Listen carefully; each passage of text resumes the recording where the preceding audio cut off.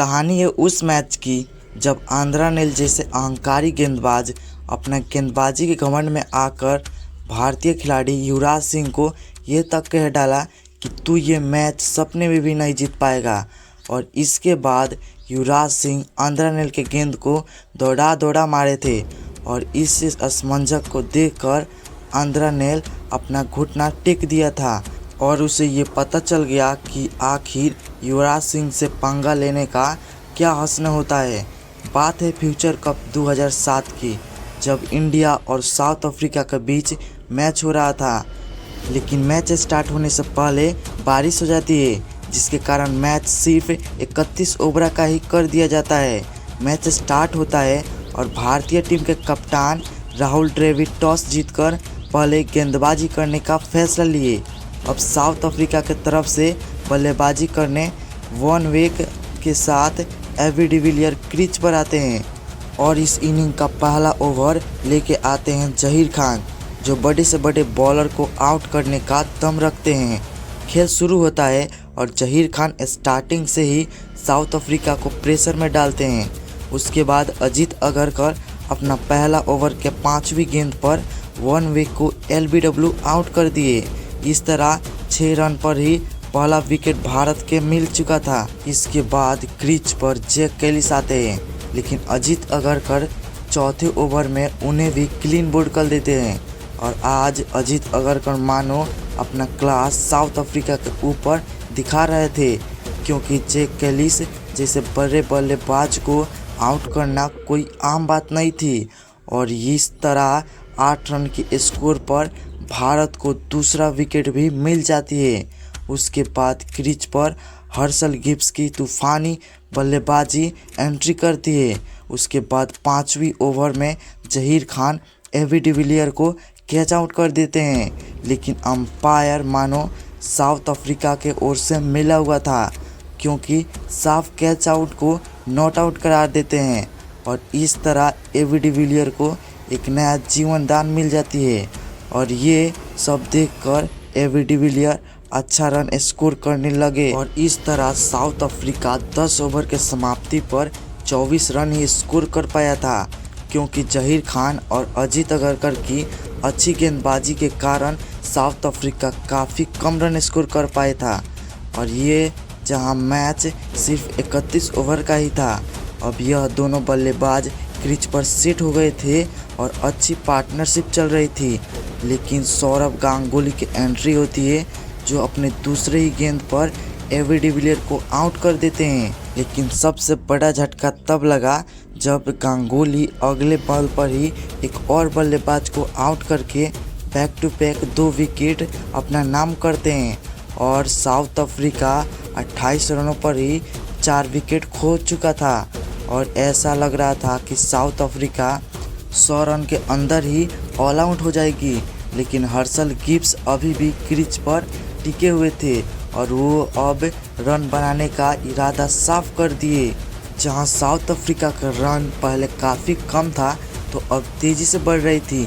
इस तरह 19 ओवर के समाप्ति पर साउथ अफ्रीका 50 रन बना चुकी थी, लेकिन इसके बाद हर्षल गिब्स और जेसन कैप्स ने मिलकर चौके छक्के लगाना शुरू कर लिए। अब साउथ अफ्रीका का रन रेट काफ़ी ज़्यादा बढ़ जाता है और मानो 19 ओवर के बाद दोनों खिलाड़ी अपना फॉर्म में आ चुके थे। इस तरह 25 ओवरों में ही साउथ अफ्रीका 100 रन के आंकड़े को टच कर लेती है। जहां 19 ओवर तक सिर्फ 50 ही रन था, तो अब 100 रन तक पहुंच जाती है। लेकिन इसके बाद भी दोनों खिलाड़ी रुकने का नाम नहीं लिए और विस्फोटक बल्लेबाजी करते रहते हैं।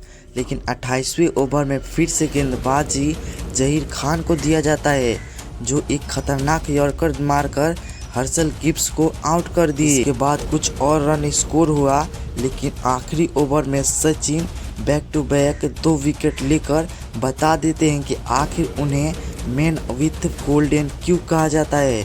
और इस तरह सचिन भी इस मैच में 2 विकेट ले लेते हैं। इस तरह साउथ अफ्रीका 31 ओवरों में 148 रन स्कोर बोर्ड पर टांग चुका था और अब भारत को जीतने के लिए 31 ओवरों में 149 रन बनाना था। जिसका पीछा करने सचिन और गांगुली की खतरनाक जोड़ी क्रीज पर आती है। माना जाता है कि सचिन और गांगुली की खतरनाक जोड़ी को तोड़ना हर गेंदबाज का सपना बन रहा था। और वहीं साउथ अफ्रीका की तरफ से पहला ओवर डेल स्टेन लेकर आता है, जिसका हाथों से निकली गेंद मानो गोली के रफ्तार से आती थी। और स्टार्टिंग से ही डेल स्टेन अपना रफ्तार से भारतीय बल्लेबाज को डरा कर रख रहा था, लेकिन इस ओवर के अंतिम गेंद पर सचिन एक शानदार चौका लगाकर अच्छी शुरुआत कर देते हैं।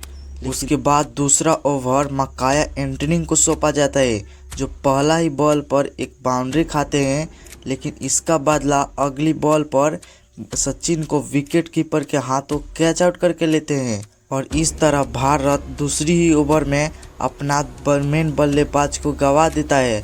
और इसके बाद गौतम गंभीर कुछ अच्छा रन बनाते हैं, लेकिन वो भी पाँचवें ओवर में डेल स्टेन की गेंद को के सामने घुटने टेक दिए और आउट होकर पवेलियन जा रहे थे। अब भारत जहां सिर्फ 20 रन पर ही था, लेकिन 2 बल्लेबाज आउट हो गए थे।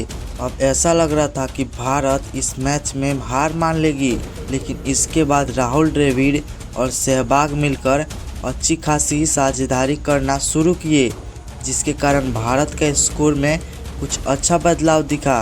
और अब भारत 8 ओवर को समाप्ति पर 34 रन पर था, लेकिन तभी 9वें ओवर में गेंदबाजी आंद्रा नेल को दिया जाता है।